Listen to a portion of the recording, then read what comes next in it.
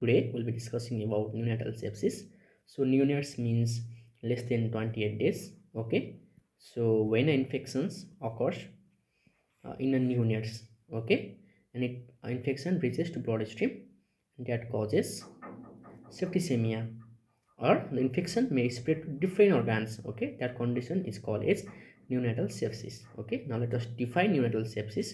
So neonatal sepsis, when pathogenic organism gain access into bloodstream, they may cause an overwhelming infections without much localizations, or may get predominantly localized to lungs or the meninges. Okay, so we have etiology. The etiology are Escherichia coli, Staphylococcus aureus, Klebsiella species are the predominant organism. Okay, an organism like Actinobacter, Pseudomonas, and coagulase negative staphylococci are also important pathogens in hospital acquired infections. Okay, and then we'll be talking about early onset sepsis and then late onset sepsis. Early onset sepsis means both within 7 days. Okay, then late onset sepsis means after 7 to 28 days. So early onset sepsis means the predisposing factor are include low birth weight, prolonged rupture of membrane, foul smelling liquid, multiple port vaginal examinations, maternal fever, difficult or prolonged labor, or aspiration of meconium, poor feeding, or alternation in established feeding behavior. Okay, temperature disturbance, hypothermia, that is more than fever. Okay, so this is the things, this is the word, this is predisposing factor, and this early onset sepsis have clinical features. Okay, so these clinical features are from here. Okay, temperature means what happens, there is hypothermia, that is more than fever. There might be fever, there might be hypothermia, but the hypothermia is more than fever. Okay, and so individuals that neonates may varies accordingly, but presentation might be hypothermia, might be fever, but maximum the case is of hypothermia. Okay, there is dyspnea, hypoxia, tachypnea. Okay, CNS, cerebral cry, irritable seizures. Okay, GI, there is abdominal distensions, feed intolerance. Okay, metabolic, there is hypoglycemia, acidosis, that is the condition over here. Okay, in severe sepsis, there is septic shock, or multiple organ dysfunction, scleroderma, and non-fitting edema. Okay, so this is the things over here. So let's define it again. So we can define neonatal sepsis in easy way, that is when the pathogenic organism can access into bloodstream. They may cause overwhelming infections without much localizations, or may get predominantly localized to lungs or the meninges. We have etiology, we have early and late. In early, we have different features, that in temperature disturbance might be there. Respiratory, we have dyspnea, hypoxia, tachypnea. CNS, shrill cry, irritable seizure. GI, abdominal distension, feed intolerance. Metabolic, we have hypoglycemia, acidosis. Severe sepsis, we have septic shock, multiple organ dysfunction, scleroderma, non-pitting edema. Okay, so this is the feature of early onset sepsis. Late onset sepsis means after 7 to 28 days. So infection are caused by organism thriving in the external environment of the womb or hospitals. Okay, infection is often transmitted through hand of care providers. The presentation is that of septicemia, pneumonia, or meningitis. The predisposing factor includes low birth weight, lack of breastfeeding, poor core care, superficial infections, aspiration of fluids, disruption of skin integrity with needle pricks, and use of intravenous fluids. Okay, and we have investigation over here. So we have early onset sepsis and the late onset sepsis. So this is the things over here. Normally late onset sepsis occurs after 7 days to 10 within 28 days. Okay, so presentation is of septicemia, pneumonia, meningitis. Okay, the predisposing factors are due to low birth weight, lack of breastfeeding, poor cord care, superficial infections, aspiration of fluids, and disruption of skin integrity with needle pricks and use of intravenous fluid. So when we have investigations, we have two level of investigation. One is definitive investigation and the supportive investigation. So let us remember 5 things. Okay, first things, if we have to diagnose sepsis, what happens? We have 5 things. Among 5 things, 2 mostly positive. Okay, so to screen sepsis, there are 5 panels, among them 2 mostly positive. Okay, so what are the panels over here? They are sepsis screens should be performed uh, in equivocal cases. The panel of test consisting of total leukocyte count, that is TLC, that is less than 5000 mmq, absolute neutrophil count, that is ANC, that is less than 1800 mmq, immature to mature total neutrophil, that is IT ratio, that is more than 20%, CRP, that is more than 1 mg per TLs, and the micro ESRs 15 mm or more in the first hour, constitute of very useful sepsis screen for clinical doubtful cases. Okay, sepsis screen is considered positive if 2 of these parameters are positive. Okay, value of sepsis screen is more for exclusion of diagnosis of neonatal sepsis. Okay, so supportive we can do blood glucose, chest x-ray, lumbar puncture, and CSF study.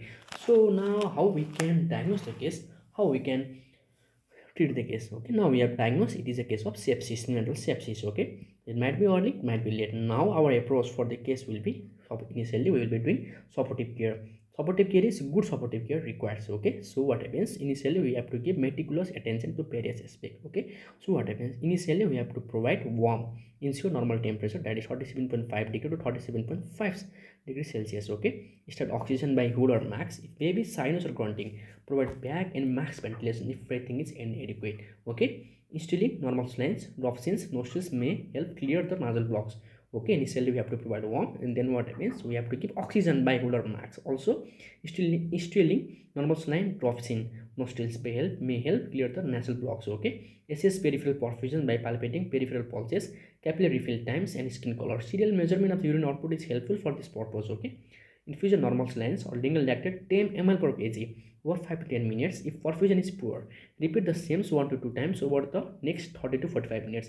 If perfusion continues to be pure, dopamine and dopamine may be required to maintain the normal perfusion. Okay, so initially we need to provide warm, then we start oxygens, and then we stilling normal salines, drops in nostrils. Okay, and then we assess the peripheral perfusions. Okay, by checking peripheral pulses, capillary refill time, and skin color. Serial measurement of urine output is done, and then we infuse normal saline and lingual lactate 10 ml per kg over 5 to 10 minutes. If perfusion is poor, what happens, the repeat the same 1 to 2 times over 30 to 45 minutes.